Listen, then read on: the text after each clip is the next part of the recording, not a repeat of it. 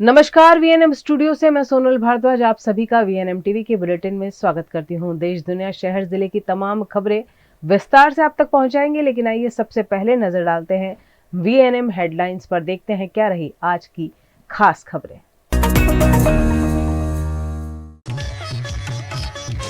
महाराष्ट्र में कल वोटिंग, भाजपा नेता पर वोट के बदले 5 करोड़ बांटने के आरोप। महसाणा में सार्वजनिक परिवहन का अभाव, 4 महीने से बंद है सिटी बस सेवा।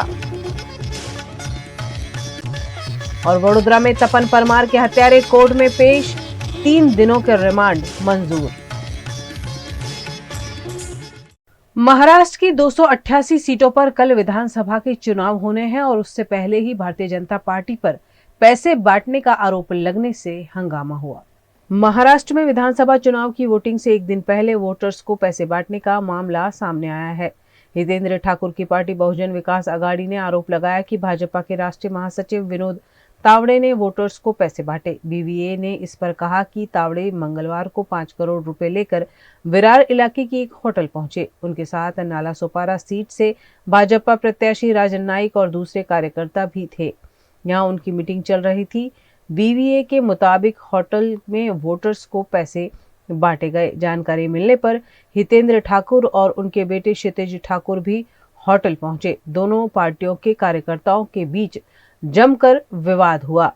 क्षितिज ठाकुर नालासोपारा से पार्टी उम्मीदवार भी हैं। होटल के जो वीडियो सामने आए हैं उसमें बीवीए कार्यकर्ता नोट लिए दिखाई दे रहे हैं। एक युवक के हाथ में एक डायरी है। आरोप है कि इस डायरी में पैसों का लेखा जोखा है। इस मामले में चुनाव आयोग ने लोक प्रतिनिधित्व अधिनियम के तहत विनोद तावड़े के खिलाफ एफआईआर दर्ज कराई है। उनके अलावा बीजेपी उम्मीदवार राजन नाइक के खिलाफ भी केस दर्ज किया गया है। हालांकि तावड़े ने पैसे बांटने के आरोपों को गलत बताया है। गुजरात के मेहसाणा में आम जनता के लिए चलाई जाने वाली सिटी बस सेवा फिर से शुरू किए जाने के आसार दूर दूर तक नजर नहीं आ रहे हैं। मेहसाणा में प्राइवेट एजेंसी को प्रति किलोमीटर ₹37 चुकाने के बावजूद अनियमित सेवा के चलते 4 महीने पहले नगरपालिका द्वारा सिटी बस सेवा बंद कर दी गई थी। सेवा को आम जनता के लिए फिर से शुरू करने के उद्देश्य से टेंडर पास किया गया, जिसमें सिर्फ एक एजेंसी ने इंटरेस्ट दिखाया, जिसके चलते शहरवासियों को सिटी बस सेवा के लिए अभी और इंतजार करना पड़े, ऐसी स्थिति उत्पन्न हो गई है। सिटी बस में महिलाओं को 365 दिन बिना मूल्य सफर का लाभ दिया जाता था। इसके चलते यह सिटी बस महिलाओं के लिए आशीर्वाद रूप साबित हुई थी। परंतु अचानक 4 महीने पहले सिटी बस सेवा बंद कर दिए जाने से यहाँ के निवासियों को दिक्कतों का सामना करना पड़ रहा है। सिटी बस सेवा नगरपालिका द्वारा कार्यरत હતી, જે છેલ્લા 4 માસથી હાલમાં બંધ છે અને જે તે સમયે જ્યારે ટેન્ડર ચાલુ હતું એ દરમિયાન 1 કિલોમીટરના અંદાજિત 37 રૂપિયા જેવું નગરપાલિકા એજન્સીને પે કરતી હતી, પરંતુ એજન્સી દ્વારા કામગીરી ન કરવાના કારણે બસોને બંધ, જે સિટી બસની જે બસો નક્કી કરેલ હતી તે મુજબ એના રૂટ થઈ શકતા ન હતા, જેથી એ એજન્સી દ્વારા નગરપાલિકાને જાણ કરી અને કામગીરી બંધ કરી હતી, જે અનુસંધાને સામાન્ય સભાએ નિર્ણય કરી ફરીથી ટેન્ડર પ્રક્રિયા કરેલ છે અને હાલમાં એક ટેન્ડર આવેલ છે, જેથી હવે રીટેન્ડર કરવાનું પ્રક્રિયા કરવામાં આવશે। સરકારશ્રીના નિયમ મુજબ હરીફાઈ નહીં થતી હોવાના કારણે એક ટેન્ડર અમાન્ય કરી શકાતું નથી। નગરપાલિકા દ્વારા પૂરતા પ્રયત્નો કરવામાં આવતા હતા કે સિટી બસ સેવા ચાલુ રહે, જેથી સામાન્ય નાગરિકને તકલીફ ના પડે, પરંતુ એજન્સીની અમુક બસો બંધ રહેવાના કારણે एजेंसी द्वारा सामेथी सिटी बस सेवा बंद करवामां आवेल हती। गुजरात के वडोदरा के एसएसजी हॉस्पिटल में हुई तपन परमार की हत्या के आरोपियों को कोर्ट में पेश किया गया। वडोदरा के पूर्व कॉर्पोरेटर रमेश परमार के बेटे तपन परमार की हिस्ट्री शीटर आरोपी बाबर ने ठंडे कलेजे से हत्या कर दी थी। इस मामले के आरोपी बाबर खान पठान, शकील हुसैन शेख, एजाज हुसैन शेख और शबनम मंसूरी को कोर्ट में पेश किया गया। कल कारेलीबाग पुलिस स्टेशन में आरोपियों की गाड़ी पर हुए पथराव के बाद आज चुस्त पुलिस बंदोबस्त तैनात किया गया और कोर्ट में आरोपियों के रिमांड मांगे गए। उनमें से घायल आरोपी को इलाज हेतु अस्पताल में भर्ती भी कराया गया है। यह आरोपी रावपुरा और कारेलीबाग में दर्ज मारपीट, हत्या और हत्या के प्रयास में शामिल हैं। इन आरोपियों के 10 दिनों के रिमांड मांगे गए। कोर्ट ने आरोपियों के 3 दिनों के रिमांड मंजूर किए हैं। इन 3 दिनों में पुलिस घटना का रिकंस्ट्रक्शन भी करेगी। જે બનાવ બન્યો છે, જે ગંભીર બનાવ બન્યો છે, એ આરોપીઓને આજે નામદાર કોર્ટ સમક્ષ રજૂ કરવામાં આવેલા હતા. તપાસ કરનાર અધિકારી મારફતે તમામે તમામ આરોપીઓના 10 દિવસના રિમાન્ડની માંગણી કરવામાં આવેલી હતી. નામદાર કોર્ટે જે રીતે બનાવ બન્યો છે એની તપાસ કરવી ખૂબ જ જરૂરી છે. તો 22 તારીખ સવારે 11 વાગ્યા સુધીના રિમાન્ડ નામદાર કોર્ટે આપેલા છે. આ બનાવ જે બન્યો છે એ રાત્રિના સમયે જે કાવતરું રચીને એક જથ્થે તમામ આરોપીઓ ભેગા થઈ અને જે બનાવ કર્યો છે એ લોકો જાણતા હતા કે બે તપન પરમાર છે તે અનુસૂચિત જાતિનો વ્યક્તિ છે, એના પપ્પા સામાજિક કાર્યકર રહેલા છે અને વિસ્તારમાં સારી એની ઓળખ છે, પણ જૂના ઝઘડાની અદાવત રાખી અને મારી નાખવાના ઈરાદે પોતાના હાથમાં ચપ્પુ રાખી અને આ જે આખો બનાવ બન્યો છે બધા એને માર મારેલો છે. બધા તમામ આરોપીઓ એને માર મારી અને એને મોતને ઘાટ ઉતાર્યો છે. આ બનાવ બન્યા પછીથી ગુનાની અંદર વપરાયેલું ચપ્પુ પણ એ લોકોએ ફેંકી દીધેલું છે. એની તપાસ કરવાની છે. કયા કારણોસર આ બનાવ બન્યો છે, કોણ એની પાછળ છે, હજી અન્ય આરોપીઓ નાસ્તા ભાગતા ફરે છે, એ લોકોની પણ તપાસ કરવાની છે. આવા સંજોગોની અંદર રિમાન્ડની માંગણી કરતા નામદાર કોર્ટે 22 તારીખે સવારે 11 વાગ્યા સુધીના રિમાન્ડ આપેલા છે. મર્ડરનો ગુનો દાખલ એટ્રોસિટી થયો હતો રાપરા પોલીસ સ્ટેશનમાં. 5મી તારીખ સુધી નામદાર કોર્ટ દ્વારા રિમાન્ડ આપવામાં આવ્યું છે અને ખૂબ જ તરતીબથી અને વ્યવસ્થિત અંદાજપૂર્વક તપાસ કરવામાં આવશે. કોઈ પણ પહેલું તપાસમાં છોડવામાં આવશે. આજે વધુ 2 आरोपीने धरपकड़ થઈ છે અને આગળની તપાસ ચાલુ છે. गुजरात के भावनगर में कचरे के ढेर से 500 रुपए की डुप्लीकेट नोट मिलने से पुलिस एक्शन में आ गई है। भावनगर के नवापारा इलाके में रॉयल कॉम्प्लेक्स है, जहां कचरे के ढेर में 500 रुपए की नोट मिलने की खबर पुलिस तक पहुंचाई गई। पुलिस ने मौके पर पहुंचकर मामले की जांच की, जिसमें 500 रुपए की डुप्लीकेट नोट यहां से बरामद हुई है। भावनगर एसओजी ने मामले की जांच की, जिसमें 500 रुपए की प्रिंट की हुई और जेरोक्स निकाली हुई 95 नोट बरामद हुई है, जिसे बरामद कर जांच शुरू की गई है। इस परिसर में कई सारी प्रिंटिंग की दुकान है और ऐसे में यह नोट यहीं छुपी हुई होने की आशंका के आधार पर पुलिस मामले की जांच कर रही है। ભાવનગર શહેરના નવાપરા વિસ્તારમાં રોયલ બિલ્ડિંગના બેઝમેન્ટમાં આવેલા કચરામાં ભારતીય દરની 500ની નોટ જેવી દેખાતી નોટ પડેલ છે એવી માહિતી મળતા ભાવનગર જિલ્લાની એસઓજીની ટીમ દ્વારા તપાસ કરતા ભારતીય દરની ₹500ની ઝેરોક્સ કરેલી અથવા પ્રિન્ટ કરેલી ટોટલ 95 નોટ મળી આવેલ છે. આ જે જગ્યાએથી નોટ મળી આવેલ છે ત્યાં કચરાનો ખૂબ મોટો ઢગલો પડેલ છે, જેથી હવે આજુબાજુના સીસીટીવી જોઈ તથા અહીંયા જે પ્રિન્ટિંગની દુકાન અથવા આને લગતું જે કામ કરે છે એમાંથી કોઈએ પ્રિન્ટ કરેલ છે કે બહારથી કોઈ આવી અને અહીંયા નોટ નાખી ગયેલ છે એ દિશામાં આગળની તપાસ ચાલુ છે. गुजरात के भरूच जिला के जंबूसर में भीषण सड़क हादसे में 7 लोगों की मृत्यु हुई है। गुजरात के भरूच जिला के जंबूसर तालुका के वेड़च और पांचकड़ा गांव के एक परिवार के लोग कार लेकर शुक्ल तीर्थ में चल रहे कार्तिकी पूनम के मेले में जा रहे थे। उस वक्त हाईवे पर खड़ी ट्रक के साथ इको कार धमाके के साथ टकरा गई। इस इको में 10 लोग सवार थे, उनमें से 6 लोगों की मौके पर ही मौत हो गई, जबकि इलाज के दौरान एक घायल की मौत होने से 7 लोगों की मौत हुई है। अन्य घायलों का जंबूसर रेफरल अस्पताल के बाद वडोदरा के अस्पताल में इलाज चल रहा है। घटना की जानकारी पाकर पुलिस फौरन मौके पर पहुंची और मामला दर्ज कर जांच शुरू की है।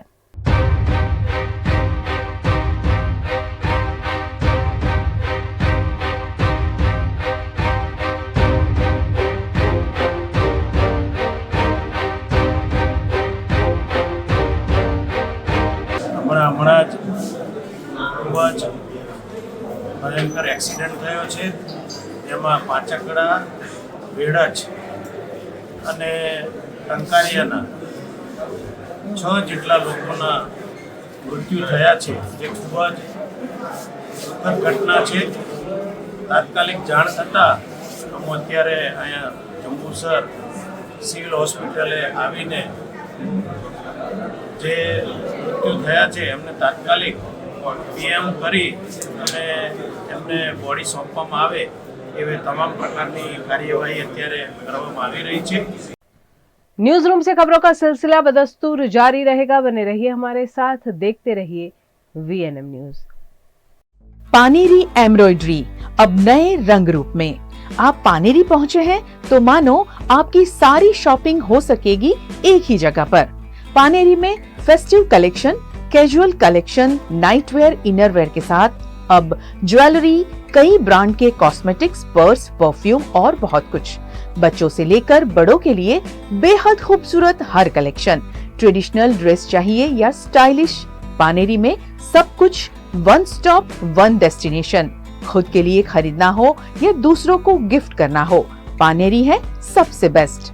Must visit Paneri embroidery, 10 Akota stadium road, Rajnagar society, Akota, Vadodara.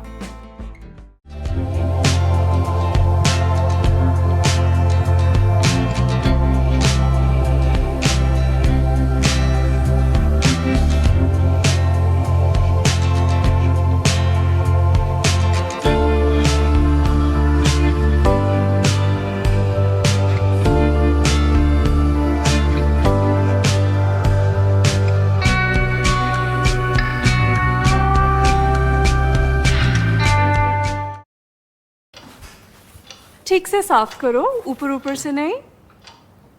BLDC मतलब बोरिंग लुकिंग, इसको साफ करके क्या फायदा? इतनी बेइज्जती। Switch to RR signature designer BLDC fans, जो बोरिंग लुकिंग नहीं, वेरी स्टाइलिश लुकिंग है। RR सिग्नेचर फैंस, आपके काम की बात। Every new year we take a new year resolution. New year resolution का मतलब होता है upgrading your life, which means upgrading your lifestyle and upgrading your living space. And that is why the best choice is Trilogy by Courtyard.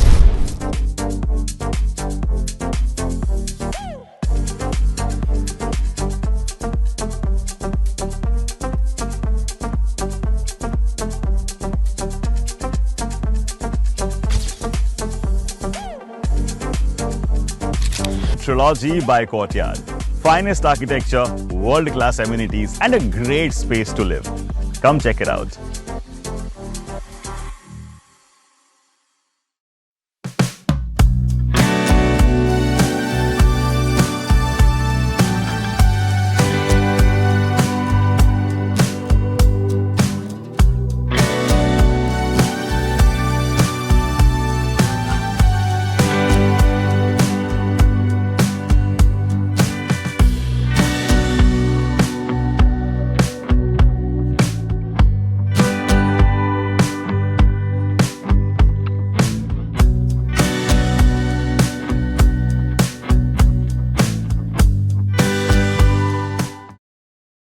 Bharat ले रहा है electric अंगड़ाई। क्यों ना हम साथ चले, साथ चले, साथ बढ़े, साथ बढ़े, देश मेरे, देश मेरे।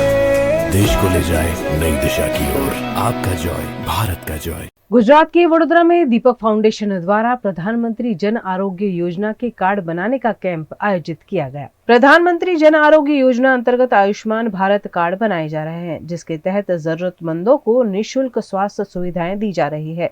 यह कार्ड बनाने का कैंप निजामपुरा स्थित समाज सुरक्षा संकुल परिसर में दीपक फाउंडेशन द्वारा आयोजित किया गया। ई ग्राम विश्वग्राम सोसाइटी जिला पंचायत के सहयोग से आयोजित इस कैंप में EKYC समेत की प्रक्रिया की गई। मैं बड़ौदा से बिलोंग करती हूँ और मैं पिछले 8 सालों से संकुल से जुड़ी हुई हूँ मेरी बेटी के थ्रू। मेरी बेटी को मैंने पहले नॉर्मल स्कूल में भी डाला हुआ था, लेकिन वहाँ पे बहुत सारे इश्यूज हो रहे थे, तो इस वजह से फिर मुझे पता चला कि ऐसे संकुल करके कुछ है, तो मैं यहाँ पे आई, भरत सर से मिली और मैंने संकुल में बात किया तो उन्होंने मुझे बहुत सपोर्ट किया। फिर उसके बाद फर्स्ट स्टैंडर्ड से मैंने इसको संकुल में एडमिशन लिया और आज 8th स्टैंडर्ड में है मेरी बेटी। तो यहाँ पे मुझे बहुत अच्छा सपोर्ट मिला है टीचर्स का, संकुल स्टाफ का, संकुल का। और मेरी बेटी को बहुत सारे इश्यूज हैं, उसे पैरों में भी प्रॉब्लम है, फिज़िकली बहुत वीक है मेंटली थोड़ा सा उसको इफ़ेक्ट था, लेकिन संकुल के सपोर्ट से आज मैंने जब उसको फर्स्ट में डाला तब से लेकर आज आप उसको देखोगे तो उसमें बहुत सारा चेंजेस आया हुआ है। मेरे 2 बच्चे हैं जो यहाँ पर ही नवी पहल में ट्यूशन के लिए आते हैं और यहाँ का जो बेनिफिट है बच्चों के लिए वो बहुत ही अच्छा है। ये लोग दर 3 महीने बच्चों का ब्लड टेस्ट करते हैं, उससे हमें पता चलता है कि हमारे बच्चों के अंदर हीमोग्लोबिन की कितनी कमी है और फिर ये लोग उसी दौरान इन लोग को दवाई भी देते हैं जिससे हमारे बच्चों के शरीर में हीमोग्लोबिन की कमी नहीं होती। और ये लोग न्यूट्रिशन का, खाने पीने का भी सब ध्यान रखते हैं। मंथली डॉक्टर्स आते हैं, वो उन्हें चेकअप करते हैं। और ये जो आज इन लोगों ने जो कैंप रखा है केवाईसी का, जो हमें स्कूल में से प्रेशर आ रहा है केवाईसी कराओ, लेकिन हम लोग जाते हैं लाइनों में धक्के खाते फिर भी नहीं हो रहा। और आज यहाँ पे जो सर ने सब व्यवस्था की है, बैठने की भी अच्छी व्यवस्था है और शांति से सब काम अच्छे से हो रहा है। और जो इन लोग का नहीं हो रहा है उन लोग के लिए भी इन लोगों ने 15 दिन के बाद फिर से कैंप रखा है ताकि हम लोग अपने डॉक्यूमेंट तैयार करा ले और यहाँ पर 15 दिन के बाद हम लोग फिर से यही काम फिर से अपना। बहुत अच्छी लगी सुविधा है। ऐसी सुविधाएं हर जगह पर होनी चाहिए क्योंकि हम लोग दूर दूर तक जा नहीं सकते, घर पे हम लोग लेडीज़ अकेली होती है, तो ये 2-3 सोसाइटी के मेंबर्स भी भेगी होकर ऐसा करेंगे तो अच्छा रहेगा।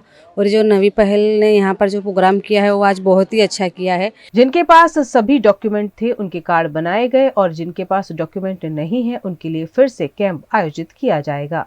आज समाज सुरक्षा संकुल में हमने ई ग्राम विश्वग्राम सोसाइटी पंचायत शाखा वडोदरा जिला पंचायत की तरफ से संकुल के बच्चों और उनके पेरेंट्स के लिए हमने आयुष्मान भारत कैंप और ई-KYC राशन कार्ड के साथ का कैंप ऑर्गेनाइज़ किया है, जिसमें तकरीबन 100 लोग को हमने रजिस्ट्रेशन किया था। तो सब लोग आए हैं और कामगिरी चल रही है। ये तकरीबन 2 बजे तक कैंप चलने वाला है। 4 ऑपरेटर आए हैं और जिनका नहीं हो रहा या किसी के डॉक्यूमेंट्स में प्रॉब्लम है तो हम 1 महीने के बाद फिर से ये कैंप ऑर्गेनाइज करने वाले हैं, जिसमें उनको फिर से इनवाइट करके सबको बुला के और उनका भी जो भी आयुष्मान भारत और ई-KYC करना है वो उसकी कामगिरी करेंगे। खूब लड़ी मर्दानी वो तो झांसी वाली रानी थी। झांसी की रानी लक्ष्मीबाई ने अंग्रेजों से अपने बलबूते पर लोहा लिया था। उनकी वीरता को आज उनकी जन्म जयंती पर देश नमन कर रहा है। महिलाओं के लिए वीरता और शौर्य का प्रतीक ऐसी झांसी की रानी लक्ष्मीबाई की आज जन्म जयंती है। इस मौके पर वडोदरा के सुभानपुरा इलाके में स्थित झांसी की रानी सर्कल पर वडोदरा महानगर पालिका द्वारा उनकी जन्म जयंती पर माल्यार्पण किया गया। इस मौके पर वडोदरा की mayor Pinky Soni, deputy mayor Chirag Barot, स्थानीय नगर सेवक श्रीरंग आयरे, कांग्रेस के विपक्ष नेता चंद्रकांत श्रीवास्तव समेत के अग्रणियों ने उपस्थित रहकर महारानी लक्ष्मीबाई की प्रतिमा को माल्यार्पण किया। उन्हें बैंड बाजे के साथ सलामी भी दी गई। उनकी वीरता को इस मौके पर आज याद करते हुए सभी महिलाओं को प्रेरणा दी गई। ત્રણેયનો ત્રિવેણી સંગમ એટલે ઝાંસી કી રાણી લક્ષ્મીબાઈ, એક મહિલા, એક નારી, અને નારી એટલે શક્તિનો પર્યાય, એને ખરા અર્થમાં નારીના અર્થને સાર્થક કર્યો હોય ને તો ઝાંસી કી રાણી લક્ષ્મીબાઈ જે વીજળીના લીસોટા જેવી તાકાતવર હતી, તો સાથે સાથે ભારત દેશના પ્રથમ સ્વતંત્ર સંગ્રામની લડત આપી અને અંગ્રેજ સરકાર પર વિજય પણ મેળવી અને સમગ્ર વિશ્વને નારી શક્તિની પહેચાન કરાવવાવાળી। પરંતુ અફસોસ એ વાતનો પણ છે કે વીજળીના પલકારે મોતીડા પરવું એવી માત્ર 22-23 વર્ષની ઉંમરની જીવનરેખા સાથે આવેલી આ નારી રત્ન એની આટલી નાની આયુષ્યની ઉંમરની અવધિમાં પણ મોટા મોટા મહાવીરો અને મોટા મોટા બળવાન લોકોને, રાજાઓને અને અંગ્રેજોને પણ હંફાવે અને શરમાવે એવી શક્તિશાળી હતી। આજે પણ ત્યારના સમયમાં પણ જ્યારે કોઈ નારી કંઈક શૌર્યનું અથવા પરાક્રમનું કાર્ય કરે છે ત્યારે તેને પણ ઝાંસીની રાણીની ઉપમા આપીને જ નવાજવામાં આવે છે। આજરોજ ઝાંસી की રાણી લક્ષ્મીબાઈના જન્મજયંતિ અવસર પર મહાનગરપાલિકા દ્વારા પ્રતિવર્ષ એમની પ્રતિમાને પુષ્પાંજલિના કાર્યક્રમનું આયોજન કરવામાં આવતું હોય છે। તેમ બધાની સાથે મળી અને સાથે ખુશીની વાત એ પણ છે કે નારી શક્તિનું જે સન્માન છે અને ત્યાં મોટી સંખ્યામાં નારી શક્તિ પણ ઉપસ્થિત રહી સૌએ સાથે મળી પ્રતિવર્ષ કરવામાં આવે છે તેમની પ્રતિમાને પુષ્પાંજલિ હૃદયાંજલિ અર્પણ કરી। गुजरात के वडोदरा में पूर्व कॉरपोरेटर के बेटे की सरेआम हत्या के बाद आज गमगीन माहौल में मृतक की अंतिम यात्रा निकाली गई। वडोदरा में पुलिस के डर से बेखौफ होकर बाबर नामक हत्यारे ने एसएसजी अस्पताल परिसर में तपन परमार की हत्या कर दी थी, जो वडोदरा के पूर्व कॉरपोरेटर का बेटा था। तपन की सरेआम हत्या के बाद वडोदरा में कानून व्यवस्था पर भी सवाल उठ खड़े हुए हैं। पुलिस की उपस्थिति में हुई इस हत्या के बाद माहौल लगातार तंग देखा जा रहा है। मृतक तपन परमार की अंतिम यात्रा आज उनके निवास स्थान से आयोजित की गई, जिसमें बड़ी संख्या में लोगों के साथ साथ भारतीय जनता पार्टी के नेता भी शामिल रहे। परिवार की इकलौते बेटी की मृत्यु से परिवार पर आसमान टूट पड़ा है।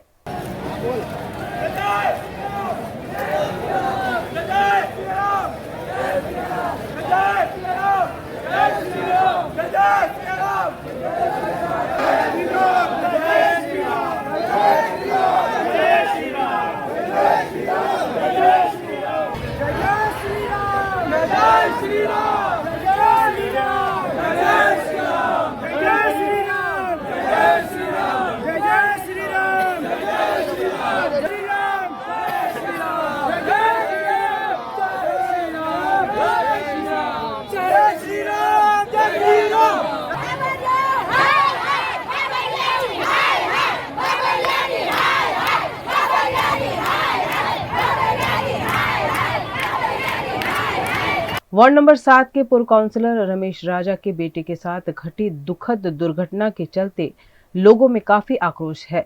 बड़ी संख्या में लोग नागरवाड़ा स्थित रमेश राजा के घर से अंतिम यात्रा में शामिल हुए, जिसमें गुजरात विधानसभा के मुख्य दंडक बालकृष्ण शुक्ल, भाजपा अध्यक्ष डॉक्टर विजय शाह, पूर्व मेयर सुनील सोलंकी समेत के कई अग्रणी ने मौजूद रहकर मृतक को श्रद्धांजलि दी। हमारा राजाना पुत्र तपन नानी उम्र एक खूनी मानस है, खून कर्યું જેનાથી તેનો મૃત્યુ પામ્યો। આવા પરિવારને હું પ્રાર્થના કરું છું કે જે બી સંકટ આવ્યું છે ભગવાન એમને આશ્વાસન આપે અને कुटुंबीजनों ने आफत में दूर थाय एवी मारी प्रार्थना। जिस तरह से कल हमारे पार्टी के सीनियर कार्यकर्ता और एक्स काउंसिलर श्री रमेश राजा जी के सुपुत्र पर हमला किया गया और उसके कारण उनकी जान गई है, ये बहुत निंदनीय कार्य है और इसके लिए पुलिस तंत्र ने जो भी आरोपी थे उन सबको पकड़ लिया है और एक आरोपी भी पकड़ना बाकी है। और क्योंकि इस तरह से ये असामाजिक तत्व द्वारा ये काम हो रहा है तो उनको अच्छा सबक मिले और कभी भी ऐसा काम न करवाए, इसके लिए पुलिस ने तो पकड़ ही लिया है और एफआईआर वगैरह भी लॉन्च हो चुकी है। पर जल्द से जल्द न्याय तंत्र पे भी हमें विश्वास है कि इसका न्याय मिले और भविष्य में कोई असामाजिक तत्व इस तरह काम न करे, इस तरह से दंड दिया जाए। संस्कारी नगरी बड़ौदा में जिस तरह का कल निर्मम हत्या हुई है, पार्टी का कार्यकर्ता है, पार्टी के पूर्व काउंसिलर है, उनका बेटा है, वो अलग बात है। लेकिन जिस तरह से कारेलीबाग पुलिस स्टेशन में फरियाद लिखाने के लिए आना, वहाँ से किसी को हथियार के लिए बोलना, हथियार एसएसजी अस्पताल जैसी सरकारी जगह पे मंगवाना और दर्दियों के बीच में से होकर एक व्यक्ति का सरेआम खून करना, मुझे लगता है कि जो लोकल कारेलीबाग पुलिस स्टेशन, इनके जो पुलिस विभाग के अधिकारी कर्मचारी को खुद के लिए भी सोचना चाहिए कि कोई व्यक्ति ऐसी हिम्मत कब कर सकता है। और ये हिम्मत इन्होंने किया। हमारे पार्टी के कार्यकर्ता का निधन हुआ। पूरे बड़ौदा शहर में न मात्र भारतीय जनता पार्टी के कार्यकर्ता लेकिन सभी नगरजन, सभी हिंदू संगठन, इन्होंने कल पूरे दिन दबाव बनाकर आरोपी को पकड़ने के लिए पुलिस विभाग को मदद किया और अभी सिर्फ एक ही आरोपी पकड़ना बाकी है। जो आरोपी यहाँ पर है वो आरोपी ने जो गुनाह किया है वो गुनाह के लिए फास्ट ट्रैक कोर्ट में जल्दी से जल्दी ये केस में निर्णय हो। केस में जो निर्णय हो वो कायदा कानून के हिसाब से हो और जो परिवार जिसने अपना बेटा गंवाया है उसको भी सरकार के माध्यम से जो भी मदद मिल सकती है वो करनी चाहिए। घर में अकेला कमाने वाला ये यंग लड़का, और ये जो लड़का है उसी के ऊपर उनके पूरे घर का आधार, घर भी उन्होंने बनाना शुरू किया, घर भी अभी अधूरा है। 2-3 महीने के बाद उसकी शादी होनी थी, वो भी उसका स्वप्न अधूरा रहने वाला है। पार्टी के माध्यम से माननीय प्रदेश के अध्यक्ष पाटिल साहब ने, इनके साथ भी हम बातचीत करके इनको क्या मदद हो सकती है हम सोचेंगे। लेकिन जिस तरह की उसकी सरकार की जमीन यानी एसएसजी अस्पताल के अंदर सब लोगों के बीच में जिस तरह से हत्या हुई है, मैं मानता हूं कि ये इंट्रोस्पेक्शन का समय है और इसके ऊपर कड़क कार्रवाई होनी चाहिए। गुजरात के सूरत में हत्या को अंजाम देने के बाद उड़ीसा फरार हो गए आरोपी को पकड़ने में पुलिस को सफलता मिली है। गुजरात के सूरत में 10 नवंबर को खटोदरा मिल में एक कामदार की हत्या कर दी गई थी। हत्या करने के बाद शव को मिल के बॉयलर में फेंक दिया गया था। बॉयलर में तीव्र दुर्गंध के बाद पूरा मामला उजागर हुआ। इस मामले की जांच में खटोदरा पुलिस ने ओडिशा में 3 बार छापेमारी कर आखिरकार आरोपी को पकड़ने में सफलता हासिल की है। अक्टूबर महीने में 16 तारीख को पुलिस को इन्फॉर्मेशन मिली कि एक डेड बॉडी बॉयलर के अंदर पड़ी हुई है। तो वहाँ जाके पुलिस ने तपास की, सीसीटीवी वगैरह देखे। तो लास्ट जो मूवमेंट वहाँ पे हुआ था वो 10 अक्टूबर को हुआ था कि 2 आदमी आए थे और बाद में एक आदमी वहाँ से निकल के चला गया था।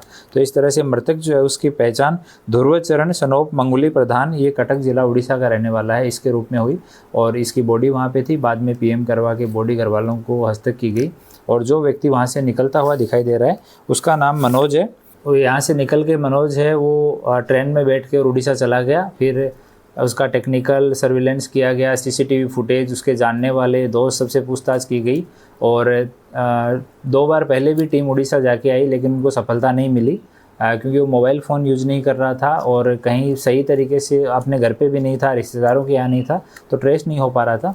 फिर अभी टीम को वहाँ भेजा तो वो अपने घर से दूर एक अरिडा करके गांव था, वहाँ पे उसकी बहन ने उसके खाते में 50,000 रुपये डाले थे, जिसमें से 5,000 रुपये जाके जनधन केंद्र से उसने शाम को निकाल लिए और बाकी के पैसे जनधन केंद्र वाले ने बोला कि कल निकाल पाएंगे, इस खाते से एक साथ इतना विड्रॉल नहीं होगा। तो इस कारण से वो वहाँ रात को था और उसने अपना एक बार फ़ोन ऑन किया तो हमारी टीम ऑलरेडी उड़ीसा में थी, वो तुरंत वहाँ पे पहुँचे और गांव में सर्च करना चालू किया। तो एक दुकान के सामने मंदिर था, वहाँ पे बैठा हुआ मिल गया और हमारे जो 3 पुलिस वाले हैं, रघुवीर सिंह, तेजस भाई और राहुल भाई, ये तीनों टीम में थे। वहाँ पे गए और पूछताछ की तो उसने कबूल नहीं किया। बाद में उसको लोकल पुलिस स्टेशन में ले जाया गया और वहाँ से फिर उसको साथ में लेके और यहाँ पूछताछ किया, एविडेंस सारे दिखाए गए उसको, उसका फुटेज दिखाया गया तो उसने पुलिस स्टेशन में कबूल कर लिया कि मैंने मर्डर कर दिया था। नर्मदा जिले में चल रही फर्जी नर्सिंग कॉलेजों पर बड़ा खुलासा हुआ है, जिसके चलते डिडियापाड़ा के विधायक चेतर वसावा ने प्रशासन पर गंभीर सवाल खड़े किए हैं। नर्मदा जिले में मां कमल नामक फर्जी नर्सिंग कॉलेज के संचालन को लेकर विधायक चेतर वसावा ने कई सवाल उठाए हैं। पिछले 20 वर्षों से यह कॉलेज बिना मान्यता के संचालित है। शिक्षा मंत्री कुबेर डिंडोर ने खुद इस संस्थान को गैर मान्य बताया है। इसके बावजूद प्रशासन द्वारा कोई कार्यवाही न होने पर विधायक चेतर वसावा ने हमला बोल दिया है। हमें गुजरात सरकार ने અને રાજપીપળા જિલ્લા વહીવટી તંત્રને અમે અગાઉ મા કામલ જે બોગસ નર્સિંગ કોલેજ ચાલે છે એ બાબતની રજૂઆત કરી હતી અને ત્યાં રૂબરૂ તબીબી અધિક્ષક GMIRSના જનરલ હોસ્પિટલના જે અધિક્ષક 13/11ના રોજ રૂબરૂ મુલાકાત લીધી છે અને રૂબરૂ મુલાકાતમાં ગંભીર બેદરકારીઓ સામે આવી છે।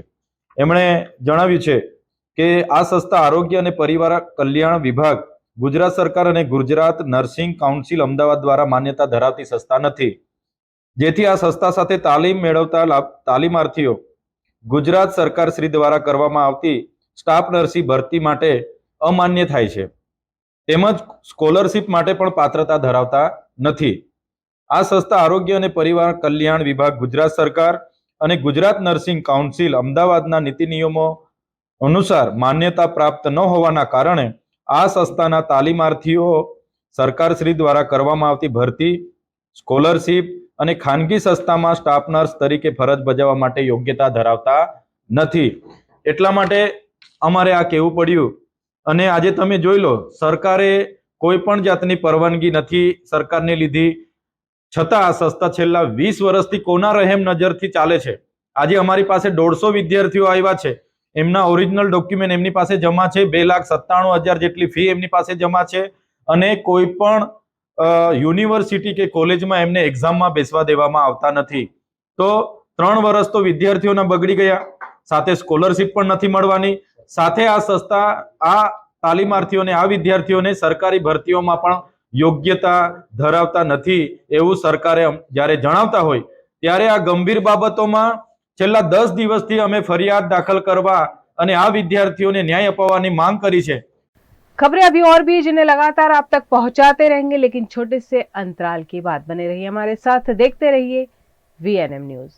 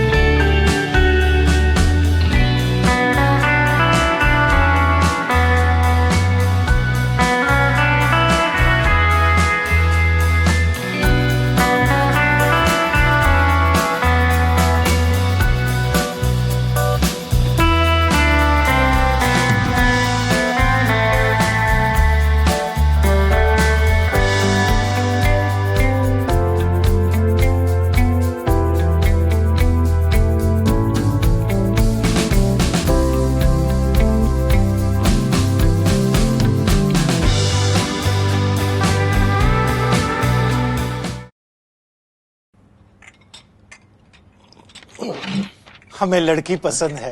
कुंडली भी मिलती है भैया, काफी हॉट है। कोने कोने में हवा नहीं पहुंच रही? Switch to RR signature Broadway fans with curve plates जो हवा पहुंचाए कोने कोने में। Feeling like a wow. RR signature fans, आपके काम की बात। Welcome to Courtyard Palladium. 3 BHK large size apartments જ્યાં તમને મળશે એક grand living room with an amazing view, સાથે એક comfortable dining area, a perfect kitchen for your perfect family. Now 3 bedrooms નો પહેલો bedroom with an amazing balcony view. સાથે the second bedroom which is very comfortable, very cozy and has ample of sunlight. And now for the third and the master bedroom of this house. This is so amazing, so grand and so beautiful. Best વાત આ apartments ની એ છે કે અહીંયા તમને મળે છે walk through balcony. So now I'll see you in the living room. Let's go. This is amazing, right? Courtyard Palladium, 3 BHK large apartments near Earth Infinity in Bhaili. Don't forget to visit.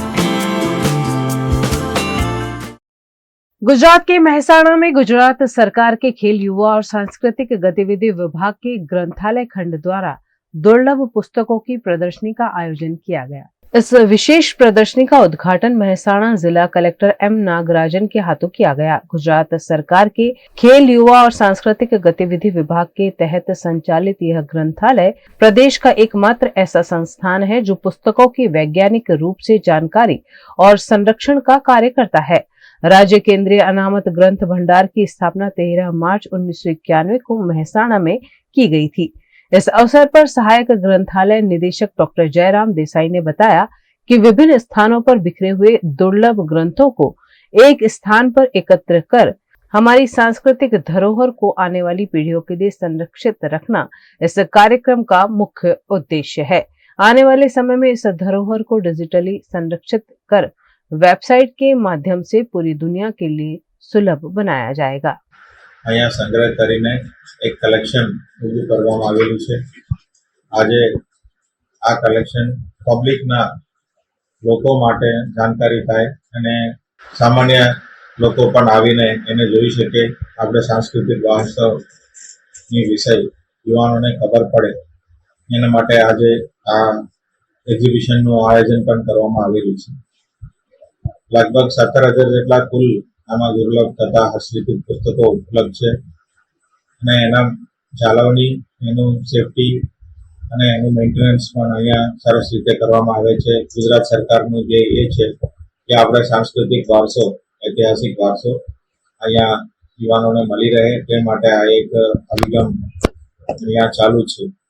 એની સાથે સાથે આધુનિક પદ્ધતિથી બધા પુસ્તકોને ટેકનોલોજીના ઉપયોગ કરીને digitisation પણ કરવામાં આવેલી છે અને આ લાઇબ્રેરીના જે મેમ્બર્સ હશે એમને ડિજિટલ મારફતે પણ આ પુસ્તકોનું જ્ઞાન મેળવવાનું તક ઉપલબ્ધ કરવામાં આવી છે. આમ સાંસ્કૃતિક વારસો અને આધુનિક ટેકનોલોજી બંને સમન્વયથી મહેસાણા જિલ્લામાં આ અનામત ગ્રંથાલય ભંડાર ચાલુ છે અને કામગીરી સરસ રીતે કરી રહી છે. આની કુલ ગ્રંથો અહીંયા 5 હસ્તપ્રતો છે, 12,877 દુર્લભ ગ્રંથો છે અને આ તમામ પુસ્તકો ડિજિટલાઇઝેશન કરવામાં આવેલું છે. એટલે કે ઓનલાઈન અમે વેબસાઇટનું હવે ભાવિ અમારું આયોજન છે કે ઓનલાઈન એક વેબસાઇટ શરૂ કરવાના છીએ. એમાં અમારા અહીંયા નોંધાયેલા સભ્યો તદુપરાંત અમારી જુદી જુદી સરકારી લાઇબ્રેરીઓમાં નોંધાયેલા સભ્યોને પણ આ વેબસાઇટ ઉપરથી અહીંયા જે રિસર્ચ માટેના વિદ્યાર્થીઓ છે જેને પણ રિસર્ચ કરવું છે, પીએચડી કરવું છે કે ઉચ્ચ અભ્યાસ કરવો છે તો આ અનામત ગ્રંથ ભંડારમાં જે સાચવેલી અમોએ ગ્રંથ સામગ્રી છે તેને ખૂબ ઉપયોગી નીવડશે એ અમારો મુખ્ય આશય છે. मध्य प्रदेश के मंदसौर में बड़ी मात्रा में प्याज की उपज होने के बावजूद यह प्याज किसानों को रुला रही है। देश भर में लहसुन को लेकर प्रसिद्ध मध्य प्रदेश के मंदसौर की कृषि उपज मंडी में इन दिनों प्याज की बम्पर आवक हो रही है। बड़ी संख्या में किसान प्याज की उपज लेकर मंडी पहुंच रहे हैं, लेकिन प्याज उगाने वाले किसान मंडी में मिल रहे प्याज के दामों से खुश नहीं है। किसानों का कहना है कि उनके कम दाम में खरीदा प्याज बाजार में दुगने तिगने दाम पर बिक रहा है।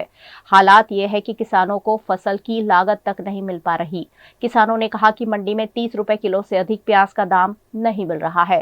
कुछ दिन अच्छे मिले दामों के बाद भाव में फिर गिरावट आई है। हालात ये बन रहे हैं कि फसल की लागत तक निकालना मुश्किल हो रहा है। इन किसानों को अब सरकार से सहायता की आस है। मंडी प्याज अभी आज कम भाव में बिक रहा है, कम से कम 50 रुपये किलो बिकना चाहिए। यहाँ पर 30 रुपये ज़्यादा नहीं बिका सर, आज कम से कम 50 बिकना चाहिए सर। 1 बीघा बोया था हमने प्याज, लेकिन ऐसे इस भाव से अगर देखे तो कम, मतलब इतना टारगेट नहीं होगा, मतलब खर्चा ऊपर पड़ता है इस भाव में। हम ये चाहते हैं कि कम से 50-60 का मिलना चाहिए। दाम कम मिल रहा है इसलिए हमको 50 रुपए 60 रुपए बिके तो अच्छा रहेगा। अभी तो बहुत कम मिल रहा है साहब, 15 से 20-30 रुपए तक, लास्ट 30 रुपए में बिक रहा है। सुबह से लगा कि हम मंडी देख रहे हैं, हमारा प्याज यहाँ पड़ा हुआ है 3 दिन से, बाजार में बिक रहा है साहब, बेच रहे हैं किसान व्यापारी लोग। किसानों का ये भी कहना है कि उनके कम दाम में खरीदे गए प्याज बाजार में सब्जी के थैलों पर 50 से 80 रुपए किलो तक बिक रहे हैं। ऐसे में किसान अपने आप को ठगा हुआ महसूस कर रहे हैं और सरकार से प्याज के सही दाम मुहैया कराने की मांग कर रहे हैं। अभी तो लागत बहुत है प्याज में, 4 महीने से मजदूर लगाते हैं किसान, बहुत खादी बहुत महंगी हो गई, दवाई भी खुद महंगी हो गई, प्याज कम बिक रहे हैं। प्याज कम बिकेगा तो किसान को क्या मिलेगा? खाद दवाई बहुत महंगी हो गई, मजदूरी बहुत महंगी हो गई, 300 रुपये मजदूर ले रहे हैं अभी तो आधे के आधे ही मिल रहे हैं हमको, लागत गिनो तो कुछ भी नहीं मिलता है। बाजार में ये तो 1 के 2 बना रहे हैं। हम सरकार से ये चाहते हैं कि कम से कम 10 रुपए उनको मिल जाए मजदूरी के बेचने वाले को, और कम से कम किसानों को ज्यादा मिलना चाहिए, उनका तो बहुत खर्चा बन रहा है। प्याज लेके आए हम सर गांव साबाखड़ा से, तो प्याज ऐसा है कि अभी दोपहर तक तो अच्छा बिक रहा था, सुबह से अच्छा बिक रहा था, पर दोपहर बाद क्या है कि भाव के अंदर कमी आई है। जो हमारा माल लगभग 4-4.5 हजार जाने का था, वो लगभग 3200 रुपये ही जा रहा है। ऐसा नहीं होना चाहिए था। लगभग किसानों को इसमें नुकसान तो हो रहा है सर। तो इसमें ये कहना चाहेंगे सर कि इसमें सरकार और व्यापारियों की कुछ नीतियां सही नहीं है, इस वजह से मार्केट में ज़्यादा बिक रहा है वो। ऐसा नहीं होना चाहिए था। उससे सर अब ऐसा होगा कि जब आम आदमी जो ठेलों से खरीदेगा तो उसको ऐसा ही लगेगा कि मंडियों में ज़्यादा मिल रहा है किसान को, जबकि ऐसा नहीं है, किसान को कोई ज़्यादा नहीं मिल रहा है। आप देख पा रहे हैं एक मंडी के अंदर 3,000 3,500 के समथिंग ही मिल पा रहा है, और ठेला गाड़ियों पे 60 रुपये कहीं 80 रुपये ले रहे हैं लोग, तो उसमें किसानों को तो इतना नहीं मिल रहा है ना। कहाँ मिल रहा है किसानों को? 3,000 4,000 के अंदर अंदर ही जा रहा है किसान। गुजरात के धंधुका में भी डॉक्टर प्रशांत वजीरानी की वजह से हुई एक मरीज की मृत्यु के बाद अब परिवार न्याय की गुहार लगा रहा है। हाल ही में अहमदाबाद की ख्याति हॉस्पिटल का मामला काफी चर्चा में रहा, जहां जरूरत नहीं होने के बावजूद एंजियोग्राफी और एंजियोप्लास्टी कर कई लोगों की जान को खतरे में डाल दिया गया। कुछ ऐसा ही अहमदाबाद के धंधुका तालुका के रतनपुर गाँव के सामान्य किसान भाईलाल सोलंकी के साथ भी हुआ, जिनकी तबीयत खराब होने पर अहमदाबाद की साल अस्पताल ले जाया गया, जहाँ डॉक्टर प्रशांत वजीरानी ने ब्लॉक होने की बात कहते हुए स्टंट लगा दिए और ऑपरेशन के बाद उनकी मृत्यु हो गई, जिससे परिवार पर आसमान टूट पड़ा है। मारो परिवार मांगणी करे आव खोटू ऑपरेशन करनार मारा काका ने प्रशांत वजीराणी ने कड़क में कड़क पगला उपाड़वा पड़े और अमने न्याय अपावो पड़े। वळतर नी मांगणी अमार माणा जेवुं माणा वही गयुं, बरोबर। पैसा नु हम शुं करवा, पैसा नी ई तो पण अमार स्वजन गुमाव्યું અમે ખોટી રીતે આવડતું ઓપરેશન કરીને અમે કાકાને ગુમાવ્યા છે। ખેતી કામ કરતા હતા કાકા। मीडिया में कुछ वक्त पहले डॉक्टर प्रशांत वजीरानी की काली करतूत उजागर होने पर परिवार अचंभित रह गया और अब अहमदाबाद और धंधुका पुलिस थाने में शिकायत कर डॉक्टर प्रशांत के खिलाफ कड़ी कानूनी कार्यवाही की मांग की गई है। साहेब अमारा गाम में एवं मातम थई गयो के जे भैलालभाई अमारा गामनुं एक नाक हतुं અને જે આજે અમે એમને ખોઈ બેઠા છીએ અને અમારા ગામને તો ખબર પણ નથી કે આ આવું બની શક્યું હશે, અને છતાં આ તો સારો એવો માણસ થઈ ગામડે આવ્યા પછી જે હોસ્પિટલ પાછા લઈ જવામાં આવ્યા અને પછી બીજા દિવસે તેમને મૂજ જાહેર કર્યા અને ઘરે આવવાથી કોઈને ખબર નથી ગામ લોકોને, અને આ તો સવારે ખબર પડી કે ભાઈ આવું મોટું થઈ ગયું છે મારા કાકાનું। સરકાર પાસે એવી માગણી કરીએ છીએ કે હવે સરકાર આવા જે બી ઓપરેશન કરતા હોય ડૉક્ટરો પાછળ विचारी कार्यवाही करे। मृतक भाईलाल सोलंकी रतनपुर गांव के अग्रणी थे और खेती कर अपने परिवार का गुजर बसर कर रहे थे। उनकी दुखद मृत्यु से गांव के लोगों में भी आक्रोश का माहौल है। मारा पिताश्री साथे घटना बनवा तो कारण के हूँ आथी बतावा लग गयो तो साल होस्पिटल में डॉक्टर वजीराणी प्रशांत वजीराणी साहेब पासे मैं एमने बताव्યું એટલે એમને કીધું કે તમારે તમારા પપ્પાને એન્જિયોગ્રાફી કરવી પડશે। એટલે એન્જિયોગ્રાફીમાં લઈ ગયા। એમને મને બોલાવીને કહ્યું કે તમારા પપ્પાને 3 નસું બ્લોક છે કે સ્ટેન્ડ મૂકવા પડશે। એટલે મેં કીધું સાહેબ થોડો ટાઈમ આપો તો સારું। પછી એમને કીધું કે જો ટાઈમ લેજો તો થોડી વાર લાગશે, એમ કે વધારે તબિયત બગડી જાય છે। એટલે અમે ગભરાઈ ગયા એટલે પછી એમને કીધું તમારે ક્યાં અત્યારે પૈસા કાઢવાના છે, માં કાર્ડમાં તો કરવાનું છે।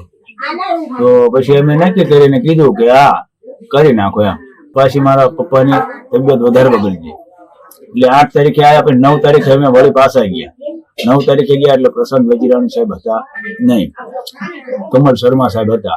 પછી એમને કીધું કે તમારે પપ્પાને એન્જિયોપ્લાસ્ટી કરવું પડશે। એટલે મેં સારું, પછી એવડે એમને એન્જિયોપ્લાસ્ટીમાં લઈ ગયા। 3 સાડા 3 ની આસપાસ લઈ ગયા છે। 7 સાડા 7 8 ના ગાળામાં એ વળીને પાછા મારા ફાધરને લાયા, પણ મારા ફાધરનો જીવ હતો नहीं। नए साल की शुभ शुरुआत के साथ ही राजकोट मनपा का जनरल बोर्ड आयोजित हुआ, लेकिन बोर्ड की शुरुआत से पहले ही नेताओं के बीच हंगामा देखा गया। राजकोट में आयोजित बोर्ड में विपक्षी पार्टी के नेता की जांच को लेकर हंगामा हुआ। वार्ड के कॉर्पोरेटर ने विकास कार्यों को लेकर चर्चाएं की, लेकिन जब विपक्षी नेता का मौका नहीं आया तो कॉर्पोरेटर वशराम सागठिया ने बैनरों के साथ विरोध प्रदर्शन शुरू कर दिया। इस प्रदर्शन के दौरान वशराम सागठिया को धक्का मुक्की कर बाहर निकाल दिया गया। इन सभी विवादों के चलते जनरल बोर्ड में नेताओं के बीच हंगामा हो गया। चेकिंग करे राजकोट कॉर्पोरेशन बोर्ड में जो थवानुं छे ए थशे, एमां कोईनुं काई नहीं चाले। अंदर अमे आप पधारो, अंदर उनको जवाब आपीश, बने एक प्रश्नों जवाब पर मांगे એટલા કૌભાંડ કરે એનું પણ અંદર બોલવાનું છે। આપ બધા અંદર પધારો। આ લોકશાહી છે, લોકશાહીમાં લોકો દ્વારા લોકોથી ચાલતું તંત્ર લોકશાહી કહેવાય। હકીકતમાં આ લોકો સરમુખ અત્યાચારી કરી રહ્યા છે, જે ખોટા કૌભાંડો છુપાવવા માટેની જે વાત કરી રહ્યા છે અંદર બહાર ઉજાગર થવાની છે। मध्य प्रदेश के मंदसौर में बढ़ रही चोरी की वारदातों के बीच नाहरगढ़ पुलिस को बड़ी सफलता मिली है। मध्य प्रदेश के मंदसौर में चोरों का आतंक बढ़ता जा रहा है। जिले के नाहरगढ़ थाना क्षेत्र में बीते कुछ महीनों में लगातार चोर पुलिस को चुनौती दे रहे हैं। नाहरगढ़ थाना पुलिस लगातार चोरों को ढूंढने की कवायद कर रही है। इस बीच पुलिस को अब सफलता भी मिली है। पुलिस ने 3 चोरी की घटनाओं का खुलासा करते हुए 3 आरोपियों को गिरफ्तार भी किया है। ये 2-3 लड़के हैं, ये काले खड़ी के हैं।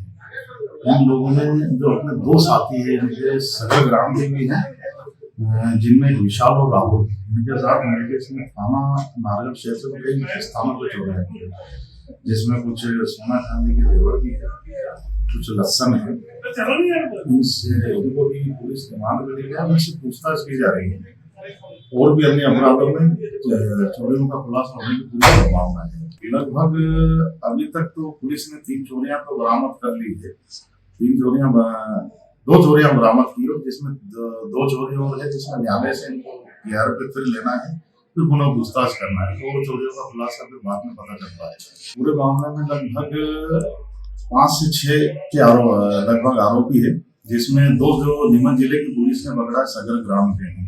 तो उनको न्यायिक अभिरक्षा से पुलिस रिमांड में लेने के लिए हमने एक टीम भेजी है। तो संभवतः उनका आज या कल में रिमांड प्राप्त हो जाए। और भी खुलासा जैसे वो जो नीमच वाले हैं, जिसमें 3 फरार है। इसमें एक काले घेड़ी का अशोक है और उसके 2 लड़के हैं, वो फरार है, और एक बंटी फरार है। अगर इनकी गिरफ्तार होने पे या पुलिस अभिरक्षा में आने पे और संपत्ति संबंधी अपराधों की पूछताछ का खुलासा होने की पूरी संभावना है। जुलूस नहीं निकाला था, ये जानकारी नहीं है। मेडिकल के लिए उनको लेके गए थे, जुलूस नहीं निकाला था। गुजरात के वडोदरा में गीता मंदिर की संचालिका स्वर्गीय गीताबेन शाह की प्रार्थना सभा का आयोजन हुआ। वडोदरा में सालों पहले गीता मंदिर के नाम से शिक्षा का धाम शुरू किया गया और लाखों छात्रों ने यहाँ शिक्षा के संस्कार प्राप्त किए। गीता मंदिर की प्रणेता थी डॉक्टर कुमारी गीताबेन शाह, जिनका 15 नवंबर 2024 को दुखद निधन हुआ है। कल उनकी अंतिम क्रिया की गई और आज सदगत की प्रार्थना सभा गीता मंदिर प्रताप नगर रोड पर आयोजित की गई, जिसमें बड़ी संख्या में उनके अनुयायी और पूर्व छात्र शामिल हुए।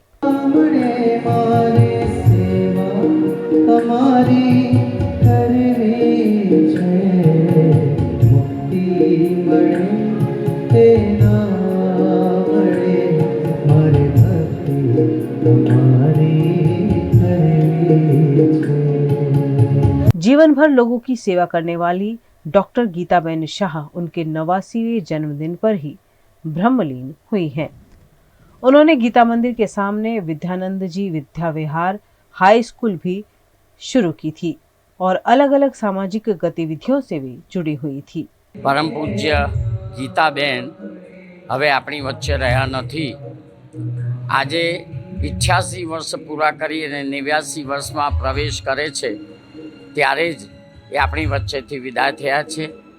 તેઓના શાશ્વત આત્માને શાંતિ મળે એ માટે વડોદરાવાસીઓના તમામ વ્યક્તિના દરેક ધર્મના લોકો માટે આજે આપણે પ્રાર્થના સભા રાખી છે અને એ પ્રાર્થના સભાની અંદર આવી અને દરેક વ્યક્તિ એમના આત્મા માટે પ્રાર્થના કરે અને એમનો સદગતિ પામે એવી અભ્યર્થના સાથે હું આપ સૌનો હૃદયપૂર્વક સંસ્થા વતી આભાર માનું છું। સ્વામી વિદ્યાનંદજી વિદ્યાવિહાર શાળા અને ગીતા મંદિરના નામથી ઓળખતા હતા।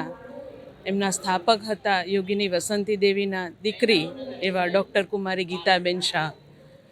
જ્યારે અમે આ શાળામાં ભણતા હતા ત્યારે અમને એવું લાગતું હતું કે આ યુગમાં પણ અમે ગુરુકુળમાં ભણી રહ્યા છીએ, કારણ અહીંયા આગળ ગીતાના જ્ઞાન સાથે જીવનના જરૂરિયાત ભણતર સાથે જીવનના દરેક ચડાવ ઉતારની અંદર આપણને ક્યારે નાસીપાસ ના થઈએ, ક્યારે હાર ના માનીએ એવું ગણતર આ શાળામાં અમને મળ્યું છે અને એના માટે અમે કોટી કોટી વંદન કરીએ છીએ ગીતાબેનને અને આ જીવન અમારું સાર્થક કર્યું એ બદલ અમારા ગુરુ માતા શ્રી ડૉક્ટર કુમારી ગીતાબેનને આત્માને શ્રદ્ધાંજલિ આપીએ છીએ। એમના આત્માના શાંતિ માટે ખૂબ ખૂબ પ્રાર્થના કરીએ છીએ અને આ જે અમારું જીવન ધન્ય બનાવ્યું છે એવા અમારા શ્રી સ્વામી વિવેકાનંદજી વિદ્યાવિહાર જે શાળાની અંદર અમારા જીવનનું ગણતર અને ભણતર થયું છે અને ખૂબ સારું ઘડતર પણ થયું છે, તો એ બદલ પણ અમે પૂજ્ય યોગિની માતાજીના પણ ખૂબ ખૂબ ઋણી છીએ.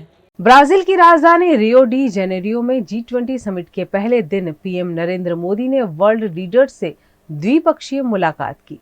भारत देश के प्रधानमंत्री नरेंद्र मोदी ने फ्रांस के राष्ट्रपति Emmanuel Macron, British PM Keir Starmer, Italy की पीएम जॉर्जिया मेलोनी, पुर्तगाल के पीएम लुइस मॉन्टेनेग्रो, इंडोनेशिया के राष्ट्रपति प्रबोवो सुबिआंतो और नॉर्वे के पीएम जोनास गैर स्टोर से द्विपक्षीय मुद्दों पर बातचीत की। समिट के दौरान पीएम मोदी अमेरिकी राष्ट्रपति जो बाइडेन से मिले और उनके बीच अनौपचारिक बातचीत भी हुई। पीएम ने G20 समिट के पहले 2 सेशन भुखमरी और गरीबी के खिलाफ एकजुटता और सरकारों के कामकाज में सुधार पर भी अपने महत्वपूर्ण सुझाव दिए। ब्रिटेन के पीएम कीर स्टारमर ने मोदी से मुलाकात के बाद कहा कि अगले साल भारत के साथ मुक्त व्यापार समझौते पर फिर से बातचीत शुरू की जाएगी।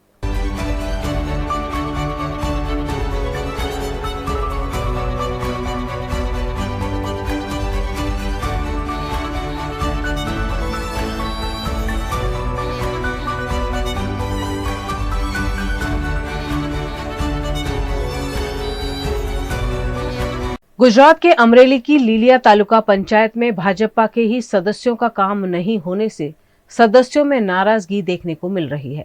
अमरेली की लीलिया तालुका पंचायत में घनश्याम मेघानी और भाजपा की महिला सदस्य कंचन धामत ने अपने इस्तीफे दे दिए, जिससे हड़कंप मच गया।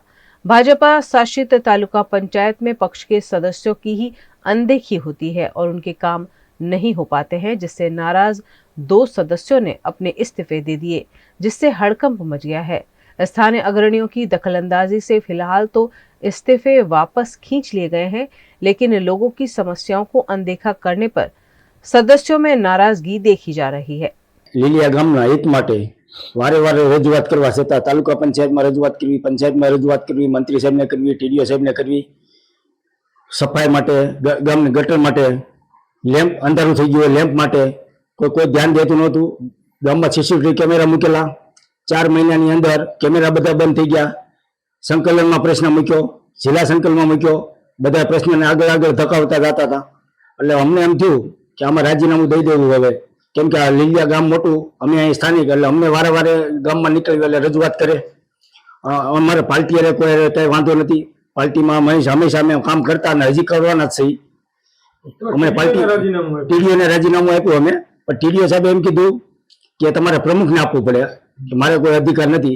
રાજીનામું ગામમાં પરિસ્થિતિ અનેક ખરાબ, ગંદકી, પાણીનો પ્રશ્ન, લોકો બહારથી આવતા હતા, ટ્રાવેલ્સમાં પામી ગયા, એટલી અને કોઈ રજૂઆત કરતા ટીડીઓ કઈ ગમે કોઈ રજૂઆત અમારી સાંભળી નહીં। પછી અમે વિચાર્યું કે ભાઈ લોકો ગામમાં ઠાની ગમે એટલે અમને કહે ને ચોકમાં બેઠા કે ભાઈ તમે ભાજપમાં છો, તમારે કરવું પડે, સરકાર તમારી બધી વાતે સાચી છે લોકોની, એટલે અમે રાજીનામું દીધું। બીજું અમારે કોઈ વ્યક્તિગત કોઈ વાંધો નથી। भारतीय रिजर्व बैंक ने स्थापना के 90वें वर्ष को मनाने के भागरूप विभिन्न गतिविधियों का आयोजन किया गया है। रिजर्व बैंक ऑफ इंडिया अपनी स्थापना का 90वां वर्ष मना रहा है, जिसके तहत पूरे साल विभिन्न आयोजन किए जा रहे हैं। इसी के तहत आरबीआई द्वारा आरबीआई 90 क्विज शुरू की गई है, जो अंडर ग्रेजुएट छात्रों को ध्यान में रखकर पूरे देश में शुरू की गई है। 5 चरणों में यह प्रतियोगिता आयोजित की गई है, जिसमें हिस्सा लेने के लिए राज्य स्तर पर कई कॉलेज की टीमों को पसंद किया गया है। गुजरात के साथ साथ केंद्र शासित प्रदेश दमन, दीव और दादरा नगर हवेली के लिए आरबीआई 90 क्विज का राज्य स्तरीय पहले राउंड का अहमदाबाद में आयोजन किया गया, जिसमें 83 टीमों में 166 छात्रों ने हिस्सा लिया, जिसमें Gujarat national law university Gandhinagar के छात्रों के प्रज्वल और काव्या की टीम विजेता बनी। गांधीनगर की DAICT और new LG institute of engineering and technology की टीम दूसरे और तीसरे स्थान पर रही। इन सभी विजेताओं को नगद पुरस्कार दिया गया है। ये जो इवेंट है ये पूरे इंडिया लेवल पे हो रहा है। इसमें 80,000 के करीब टीम्स ने पार्टिसिपेट किया था ऑल ओवर इंडिया। जो एक्चुअल राउंड हुआ, रजिस्ट्रेशन उससे मच मोर थी, और 3500 टीम्स ने एक्चुअली पार्टिसिपेट किया गुजरात राज्य और हमारी यूटी से। उनमें से फर्स्ट राउंड था ये ऑनलाइन राउंड था, और ऑनलाइन राउंड के बेसिस पे 90 टीम्स को शॉर्टलिस्ट किया गया और उनको हमने यहाँ बुला के, तो आज मॉर्निंग में फर्स्ट राउंड किया था, जिसमें एलिमिनेशन राउंड था। तो उसमें 6 फाइनल विक्टोरियस टीम्स थी, उनका फिर फाइनल क्विज हुआ। तो वो मल्टीपल राउंड्स में था, वो फॉर्मल वे में उसको क्विज मास्टर के थ्रू ऑर्गेनाइज किया था।